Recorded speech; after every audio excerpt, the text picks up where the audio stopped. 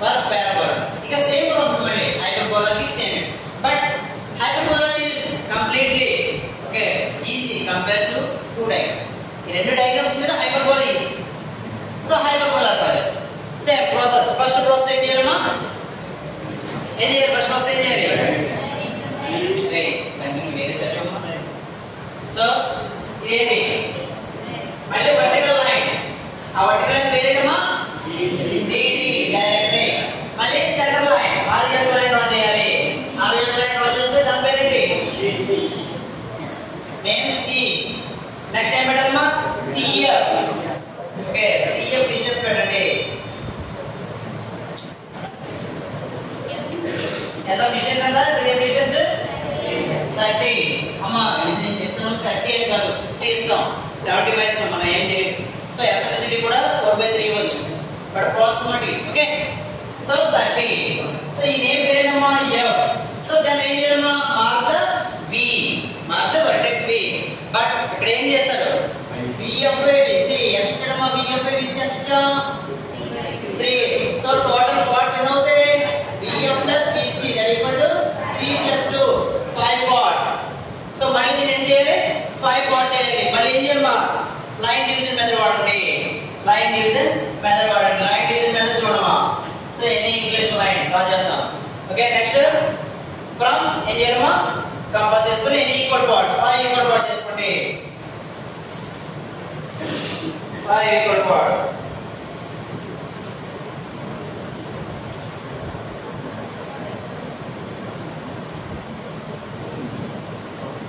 So 1 2 3 4 5.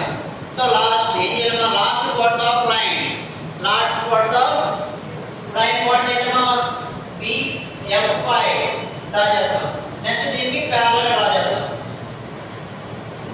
4 next 3 next 2 next 1.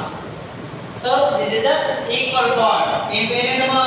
1 dash 2 dash 3 dash 4 dash. Okay next draw the mark the vertex. Vertex 1 draw చేయాలి. Same దీనిలో మనం చెప్పుకున్నా ఏంటి? Ellipse లో లాగే సేమ్ దీనికి కూడా vertex పాయింట్ పెట్టాలి. vertex అంటే ఏంటి? VF. VF ఎన్ని పార్ట్స్ ఇక్కడ? 3 పార్ట్స్. VC ఎన్ని పార్ట్స్? 2 పార్ట్స్. సో C నుంచి V ఎన్నో పడమా? Second part. ఇక్కడ V వస్తుంది.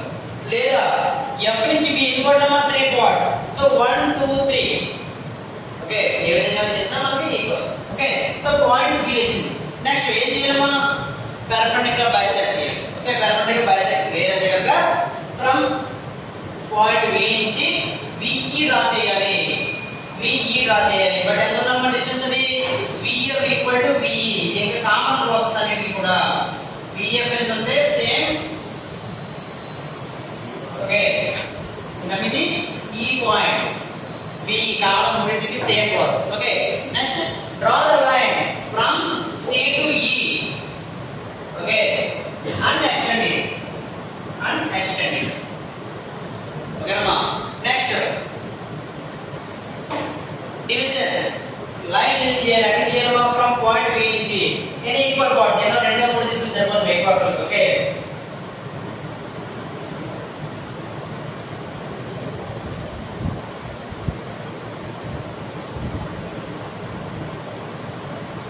సో ఎనీ ఈక్వల్ పార్ట్స్ ఏదో తీసుకోండి.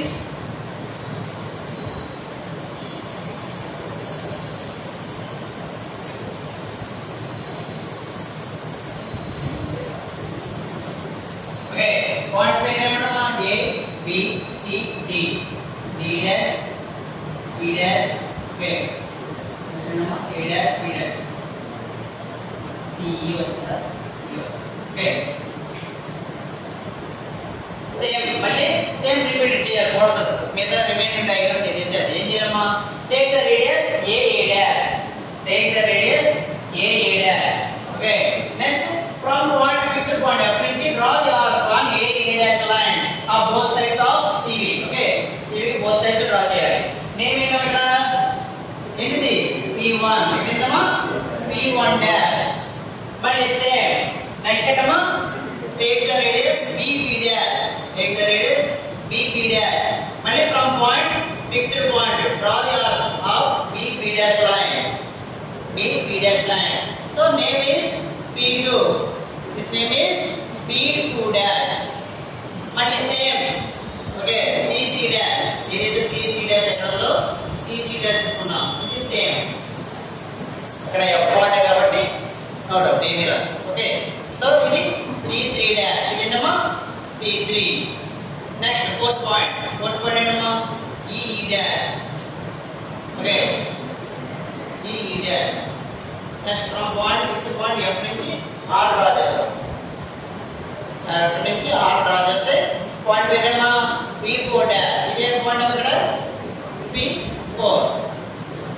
Okay, P4. So then draw the smooth